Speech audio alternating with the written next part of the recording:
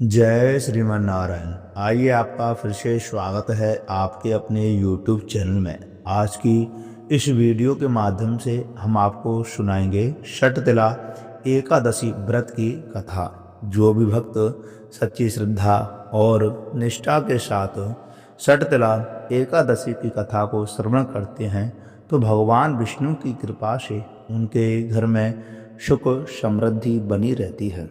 माघ मास के कृष्ण पक्ष की एकादशी को षटतिला एकादशी कहते हैं। इस दिन भगवान विष्णु की पूजा की जाती है।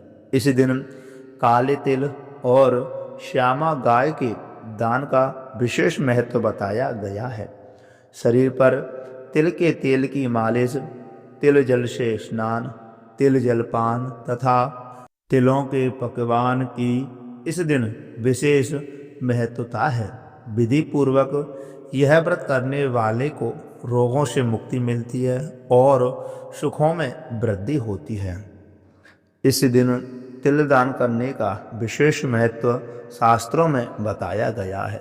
तो प्रिय भक्तों, अब आप सुनेंगे माघ मास के कृष्ण पक्ष की षटतिला एकादशी की व्रत कथा।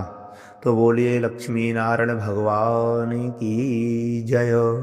कृष्ण कन्हैया लाल की जय।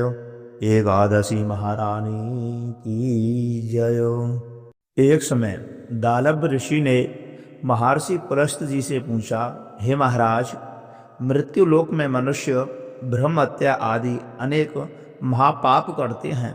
पराय धन की चोरी और दूसरों की उन्नति को देख करके ईर्ष्या करते हैं तथा अनेक प्रकार के व्यसनों में फंसे रहते हैं, फिर भी उन्हें नरक प्राप्त नहीं होता।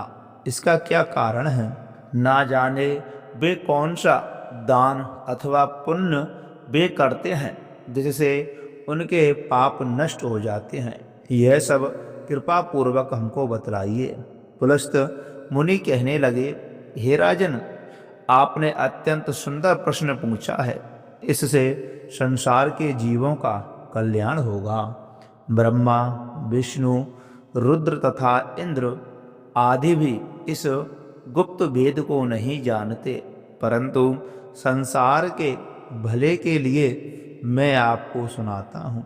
माघ मास के लगते ही स्नान आदि से शुद्ध हो इंद्रियों को बस में करके काम, क्रोध, लोभ, मोह, अहंकार, ईर्ष्या, अभिमान, छल कपट आदि का त्याग करके भगवान का स्मरण करना चाहिए। पुष्य नक्षत्र में गोबर, कपास, तिल मिलाकर के उसके कंडे यानी कि उबले बनाने चाहिए। उन उबलों से 108 बार हवन करना चाहिए। उस दिन मूल नक्षत्र हो, साथ ही एकादशी तिथि भी हो तो और भी श्रेष्ठ है। स्नान आदि नित्य क्रिया से निवृत्त होकर के देवादिदेव श्री भगवान विष्णु का पूजन और एकादशी का व्रत करें। रात्रि को जागरण करना श्रेष्ठ माना गया है, तो उस दिन जागरण अवश्य करना चाहिए। उसके दूसरे दिन धूप, दीप, नैवेद्य आदि से भगवान का पूजन करके खिचड़ी का भोग अवश्य लगावे। भगवान विष्णु का पूजन करके पैठा, नारियल, सीताफल और सुपारी सहित अर्घ देते हुए विनय करे, हे भगवान, आप दीनों को शरण देने वाले तथा इस संसार सागर में फंसे प्राणियों का उद्धार करने वाले हैं। हे पुंडरीकाक्ष, हे माधव, आप लक्ष्मी सहित इस तुक्ष अर्घ को स्वीकार करें। इसके पश्चात जल से भरा हुआ कुंभ यानी कि घड़ा ब्राह्मण को दान करें। उस समय ब्राह्मण को श्यामा गाय और तिल पात्र देना अति उत्तम माना गया है। तिल स्नान और भोजन दोनों ही श्रेष्ठ हैं।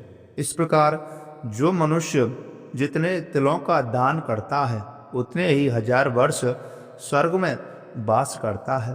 तिल मिश्रित जल में स्नान, तिलों का आवटन, तिल मिश्रित सामग्री से हवन, तिल मिश्रित जल को पीना और भोजन में तिलों का प्रयोग तथा तिलों का दान, यह 6 कार्य षटतिला कहलाते हैं। इनको करने से अनेक प्रकार के पाप नष्ट हो जाते हैं। इतनी कथा कहकर के पुलस्त ऋषि कहने लगे कि एक समय नारद जी ने भी भगवान श्री विष्णु से यह प्रश्न पूछा था और भगवान ने षटतिला एकादशी का जो महात्म्य नारद जी से कहा था वह मैं तुमसे कहता हूँ, ध्यान पूर्वक सुनो। भगवान विष्णु कहने लगे, हे नारद मुनि, मैं आंखों देखी एक सत्य घटना कहता हूँ, तुम ध्यान पूर्वक सुनो। प्राचीन काल में मृत्यु लोक में एक ब्राह्मणी रहती थी। वह सदैव व्रत किया करती थी। एक समय वह 1 मास तक लगातार व्रत करती रही। इससे उसका शरीर अत्यंत दुर्बल हो गया।